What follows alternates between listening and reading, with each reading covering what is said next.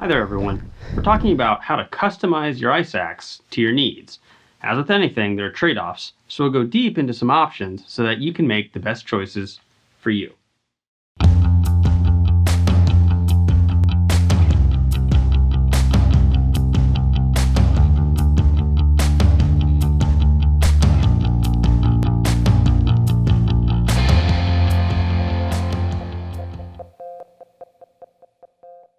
Hello everyone, Jason here. Today we're talking about the common ways I, and many other people, customize their ice axes so that their axe is set up to meet their needs. Whether that be hikes that are on or at least crossing snow, mountaineering, or technical alpine climbing. And to be clear, we're talking about ice axes, not technical ice tools used for vertical or overhanging ice and mixed climbing. That is, climbing that's on both rock and snow. If you saw our video on how to choose an ice axe that's right for you, you're aware that certain axe designs are better for supporting certain techniques than others. Well, it's the same for modifications to your axe. Each modification will tend to make your axe better at some things and worse at others. All of the modifications we're talking about today are temporary and reversible. Some of those changes are easily done in the field or even in the middle of a climb, but others require the right tools and materials be at your disposal, so they're better done at home. We're going to start by talking about insulating your axe. Snow travel in the mountains usually means cold temperatures. You add in the reality that the metal of your axe conducts the cold from the air around you and the snow that you're driving your axe into, and many mountaineers add some kind of insulating material to the heads of their axes so that their hands don't freeze. First, let's talk about some cheap options for insulation. The two I've used the most frequently are Primaloft fabric, which you can find for less than $20 a square yard, and closed-cell foam squares, which I can find online from companies that sell packaging materials for less than $10 per square foot. The upsides of the closed-cell foam are that, first, it's cheaper, and second, it's harder to compress, which means it provides better insulating properties as you grab the axe. The downside is that it doesn't stand up very well to heavy use. But maybe even more important than the material is where you place the insulation on your axe, and here everything is a trade-off.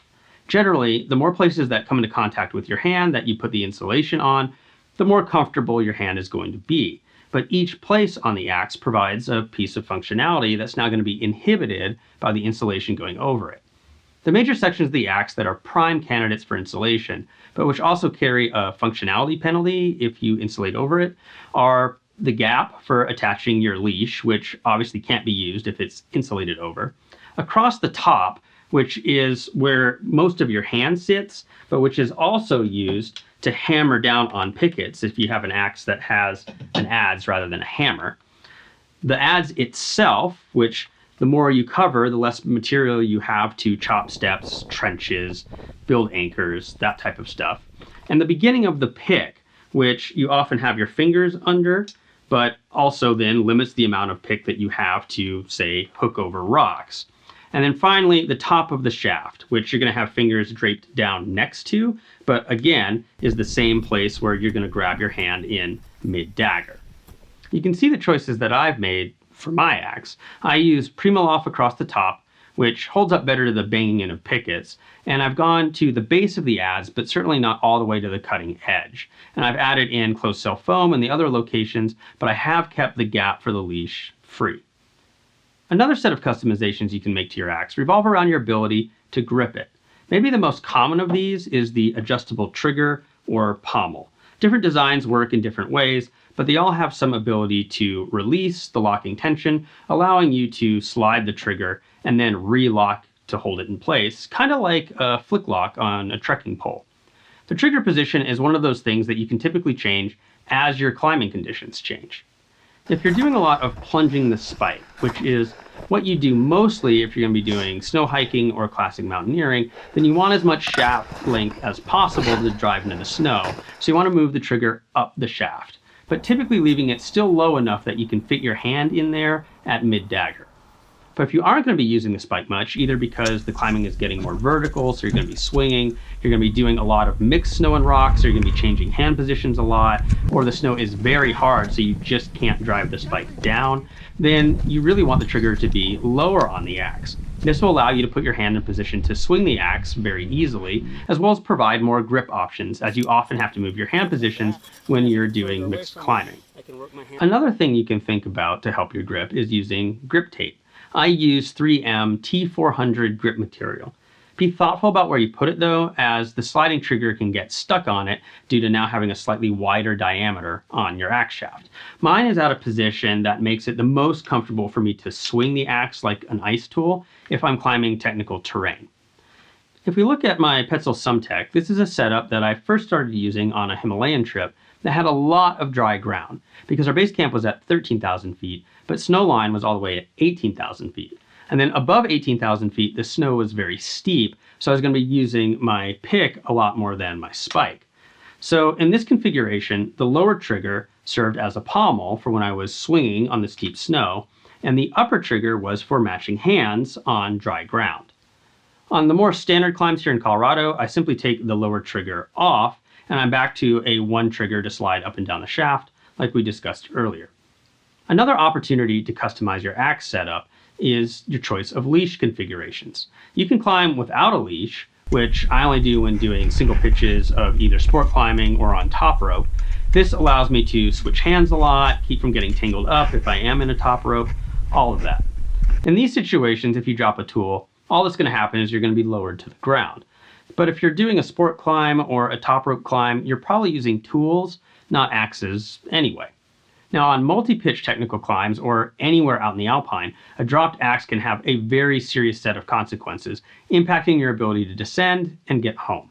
So every other climbing scenario I face calls for leashes, and I can choose to leash the axe from a position on the spike or the head. Pretty simply, if you're going to be swinging the axe, you attach at the spike. If you're going to be walking with the axe, you attach at the head. And you have a choice of materials to use for your leash. For most situations now, I prefer an elastic leash, which keeps it small and out of my way when I'm walking, and therefore I avoid tripping on it, like I can do with a leash that isn't elastic. The problem with elastic leashes is that they aren't very strong. So if there's reason to believe that I might need to seriously weight my axe via the leash, I go with a climbing rated sewn runner. A great example of this would be two-person glacier travel. If my partner falls in a crevasse, I need to be able to build an anchor and set up a haul system to help get my partner out of the crevasse. It's very likely in that scenario that I'm going to need to use my leash as the initial connecting material that attaches the climbing rope to the anchor. And I'm going to be adding force to that material once I set up a haul system. So this is a great time to use a climbing rated runner as my leash. The final customization option I want to cover today will apply to all of the axes that are now increasing in number and fall under the category of modular designs, meaning that you can replace the pick and potentially the adze or hammer. Picks come in different thicknesses ranging from 5 to 3 millimeters. The thicker the pick, the more it can handle rock. The thinner picks are good at penetrating and being pulled out of the ice more easily. I almost always go with a T-rated pick, a pick appropriate for rock and mixed climbing.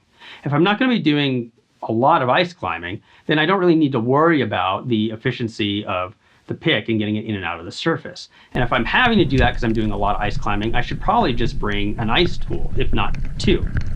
The adze versus the hammer depends on the steepness of the climb and the season, or more accurately, the hardness of the snow. If the climbing is easy enough to not need to be protected, then I'll use an adze because it's just more versatile.